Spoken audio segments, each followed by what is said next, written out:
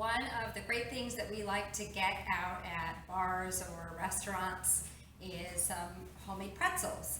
So I'm going to show you how to make the dough here. I have already measured out my 4 cups of bread flour. Bread flour has a higher gluten content, so it really gives that very good stretch to our dough that we want from a pretzel. We want that nice good chew from the pretzel. But we also want a little tenderness, so I'm going to measure out some cake flour, and that's going to add that tender aspect to our dough. So we have to have some kind of a vessel to measure out our flour in, but we don't want to have that measurement of the container in our measurement of our flour. So what we want to do is put our container onto our scale, and then we just hit the 0 or tare button to make sure that we have 0 measurement before we put our flour into the container. So I'm going to measure out 6 ounces of cake flour.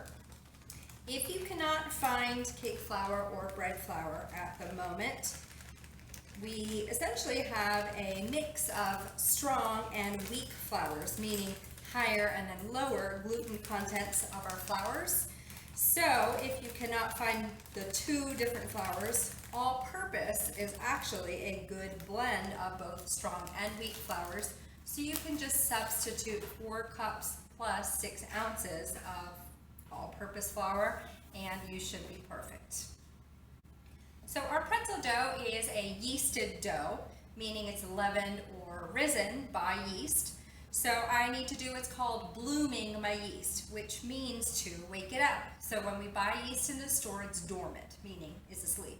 So just like me in the morning, I need something wet and warm to wake me up, so I have my coffee or my tea. So yeast blooms best in temperatures between 105 to 110 degrees.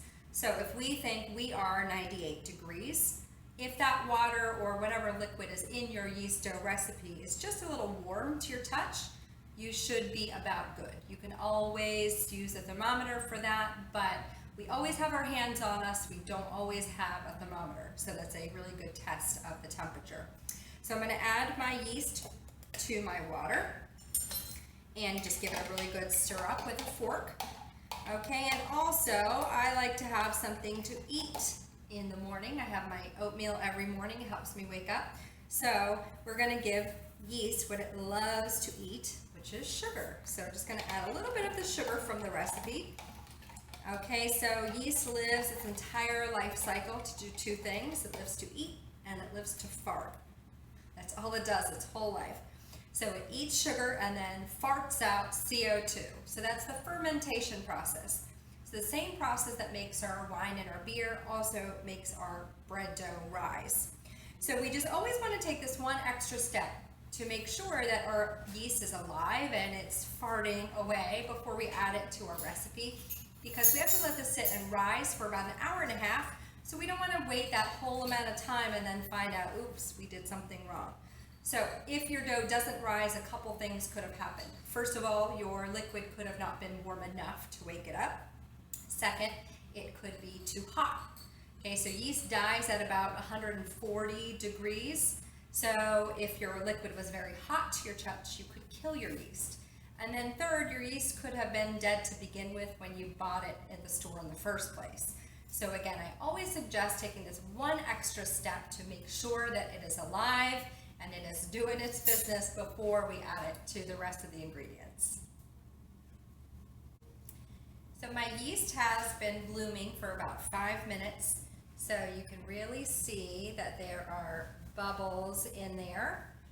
Just make sure that you really see those bubbles before you add that to your recipe. So I have all my flours in my mixer here, and we're fitted with the dough hook. That's going to help us make our dough, but also to knead the dough.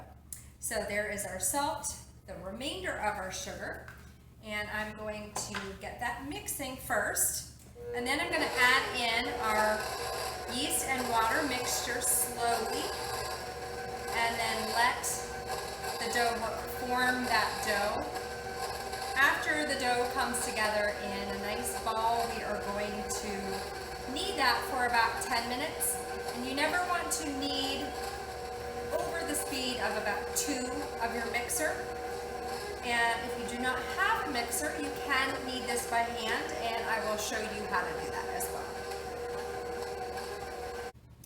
When you're making your dough, you want to make sure not to add any more water. So let the mixer run for about 1 to 2 minutes before you think you need to add more water, because we don't want this to be a dough that has too much moisture in it, or else it'll be much harder to work with later. So as I was saying before, if you don't have a mixer to knead your dough, you can knead by hand. So you're definitely going to get your workout in. So we're going to press the dough out and then pull back on ourselves. We keep doing that, and then every so often we just kind of switch directions, and you'll feel the dough change. All of a sudden it's going to get really nice and soft. It's almost going to feel like bubble gum, and you'll see it get really, really smooth. So once that is finished kneading, we're going to put that in a large bowl, at least double the size of your dough. And I'm just going to use some pan spray to spray inside the bowl so the dough doesn't stick to the dough. And then after I put it inside, spray the top of the dough as well, because we have to cover that with some plastic wrap. And that way the dough does not stick to the plastic wrap. So we're going to let this rise in a nice warm area. So yeast dough rises best in temperatures between 70 to 90 degrees. So you think that's usually about room temperature, but we want to make sure it's not in a kind of a drafty place in our house. So usually what I'll do is I'll turn my oven on and then put my dough somewhere near my oven. Just don't set it on top, because then it'll actually start cooking the bottom of the dough. Or you can put it up somewhere high, like above your refrigerator. If it's a nice warm day out, you can just cover your dough, make sure it's covered nice and tightly, and then you can just put your bowl outside. And then we want to let it rest for about 1.5 hours before we come back to work with it. So our dough has been rising for about 1.5 hours. You can see that it has at least doubled in size. We are going to take the plastic wrap off of the bowl, and we're going to do what's called punching. Punching is not this, it's more like folding. So we're going to take the dough from around the sides of the bowl and press it into the center. It's going to expel out all the CO2 that has built up. It is going to redistribute the yeast, and it's going to equalize the temperature of the dough. So I'm going to use my bench scraper to portion my dough, and we just want a size, probably about the size of a baseball. Okay, so this is not like rolling something out with a rolling pin where we flour our surface. We actually don't want any flour on our surface, or else our dough will just kind of slide back and forth and it won't stick to the counter, which is what we need it to do in order to roll out into a log. So I'm just going to place my dough on my counter. I'm going to start with one hand, go back and forth, then I get my two hands involved. Back and forth, and then we start moving our way out like this, like jazz hands. Okay, so we want a nice long length. Okay, so we probably want about 2.5 to 3 feet or so. All right, and this is for a full pretzel. So I'm going to make a U with my dough, or like a smile. Then I'm going to take my two ends and I'm going to cross them over once, cross them over twice, and then pull those little bunny ears down to the bottom of our circle of dough. And then here is your pretzel.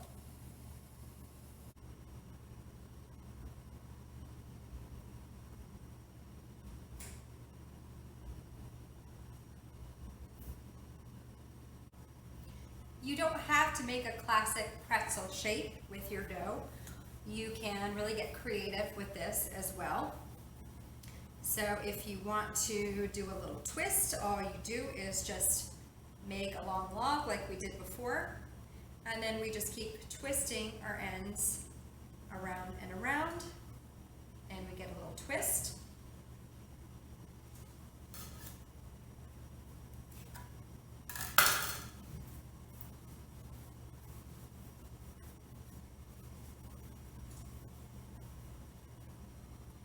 If you want to make a knot, we just make a knot, like the first tie that we tie our shoes, and then we just keep twisting the ends around the loop on the inside.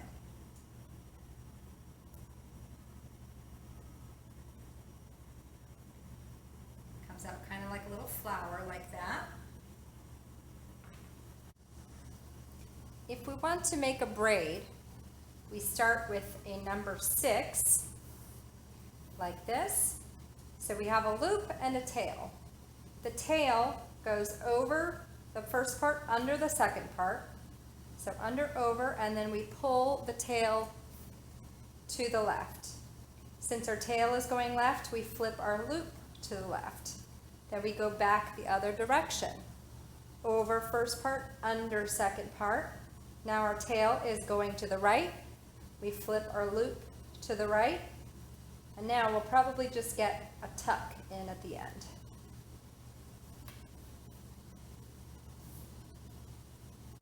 The next part of the process is that we need to boil our pretzels in a water and baking soda solution. Lots of times if you get professional pretzels, they've been dipped in a solution of lye, and we don't happen to have lye here at the store, and it's usually an ingredient in soap, so I'm going to try and err on the side of something that we would typically eat, like baking soda. So what this does is it sets the proteins on the outside of the pretzel, and so it stops them rising too much, and so you get that really good chewy exterior, and you don't wind up with just a roll, which is what would happen if we didn't do this step of the process. So we just lower them into our, it's not rapidly boiling, but about simmering baking soda and water solution, and then as soon as they float, they're ready to come off and go onto our pan. We definitely want to line our pan with a silicone mat here. I have tried to use parchment paper before, and the pretzels actually wound up adhering to the parchment paper, and so either a silicone mat or just a bare baking sheet, and you should be good. So as soon as your pretzels come out of the water, while they still have a little bit of moisture on the outside, that's when we're going to put our final product on the outside. So we're just going to do a little coarse salt on some of these, and then on some of these I have very trendy ingredient right now, everything bagel spice, gives it a little bit more fun and flavor. And then as soon as we get these all dipped and topped, we're going to get them into a high temperature oven, 500 degrees, for about 7 to 9 minutes, and we'll be rewarded with our fabulous pretzels.